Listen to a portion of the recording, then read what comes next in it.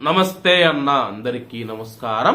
ప్రపంచంలోనే కువైట్ మనం చూసుకుంటే ఎవరు ఆకలితో నిద్రించని దేశంగా మరొకసారి అగ్రస్థానంలో నిలిచిందని చెప్పేసి తాజా నివేదిక తెలిసింది.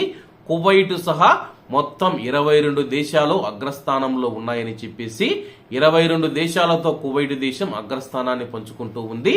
వివరాల్లోకి వెళితే గ్లోబల్ హంగర్ ఇండెక్స్ 2024 నివేదిక ప్రకారం కువైట్ మరొకసారి అగ్రస్థానాన్ని కైవసం చేసుకుంది.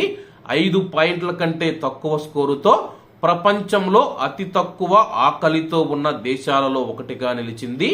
ఒకే విధమైన స్కోర్ల కారణంగా ఈ స్థానాన్ని యునైటెడ్ అరబ్ ఎమిరేట్స్ యుఏఈతో సహా 22 దేశాలతో కువైట్ దేశం అగ్రస్థానాన్ని పంచుకుంటూ ఉంది.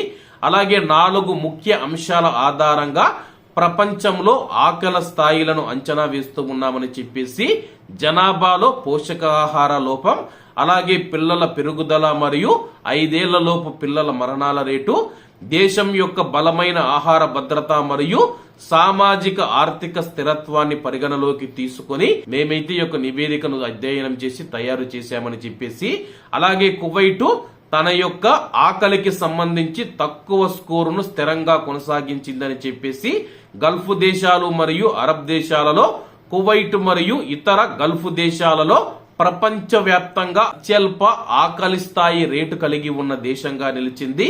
ఆర్థిక విధానాలు, సమర్థవంతమైన ఆహార విధానాలు, ఆహార భద్రతకు భరోసా కల్పించే బలమైన ప్రభుత్వ కార్యక్రమాలు దీనికి కారణమని పేర్కొనడం జరిగింది.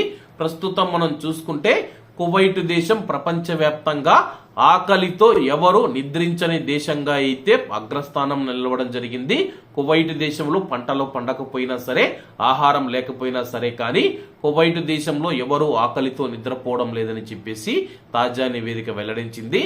ఎందుకంటే గాని కువైట్ ప్రభుత్వం చేపడుతూ ఉన్న కార్యక్రమాలు ఏవైతే ఉన్నాయో కువైట్ దేశాన్ని ప్రపంచవ్యాప్తంగా మరియు గల్ఫ్ దేశాలలో కూడా అగ్రస్థానంలో నిలిపిందని చెప్పేసి, అలాగే కువైట్ లో మనం చూసుకుంటే కుబ్బూసు చూసుకుంటే 20 పైసలకైతే వస్తుంది. ఇరాన్ కుబ్బూస్ కానీ లేకపోతే మామూలు కుబ్బూస్ కానీ అది ఎవరైనా ఇచ్చేసి కొనుగోలు చేసి ఆకలితో ఉండకుండా అయితే నిద్రపోవచ్చు. ఇది అందరికీ తెలిసిన విషయమే.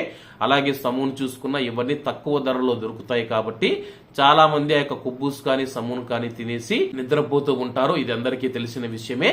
మరి దీనిపైన మీ యొక్క అభిప్రాయాన్ని కామెంట్ రూపంలో తెలియజేయాలని కోరుకుంటూ అందరూ బాగుండాలి, అందులో మనం ఉండాలి. అందరికీ నమస్తే అన్న, జై హింద్.